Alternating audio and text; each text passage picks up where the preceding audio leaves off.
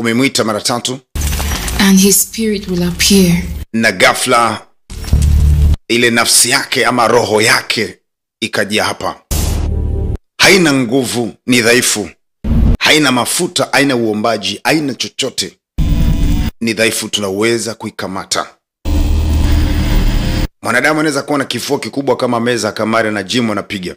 Lakini ulimwengu roho kimtazama nafsi yake ni kama mtu kanachokufa na njaa. Kwa jamaa kana nguvu kabisa kimungu. Kwa usiku anaweza kuchukuliwa vyovyote wanavyotaka wanavyofanyia.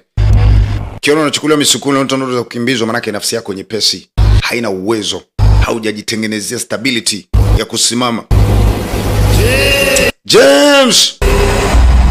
Anaitwa James katikati ya usiku mzee. James! Alikuwa mtumishi wa Mungu lakini sasa anaitwa kuzimu inamchukua mmoja kwa zote. Mokuku shesha anacheka namna hii. James yuko ndani ya chupa. Sasa hapo nataka ufahamu siri hii.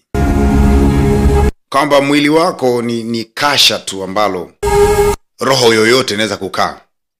Lakini roho halisi ya kiungu ndio ilipaswa kuwa hapo ili itende mapenzi ya Mungu. Unaposhindwa kuyatenda mapenzi ya Mungu, ile roho inakuwa dhaifu. Na unaweza kamatwa ukalogeka tu. Sasa amemleta, amemtia kwenye chupa. Utaka hapa, utaka ufanikiwe. Ninatangaza milango yako kufunga. Umaarufu wako utageuka mtupu. Utakuwa giza na mtu asionekana.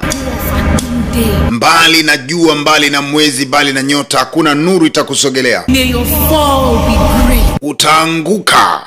Na so unaona kuna wengine wengi tu wameshikwa kwenye magereza.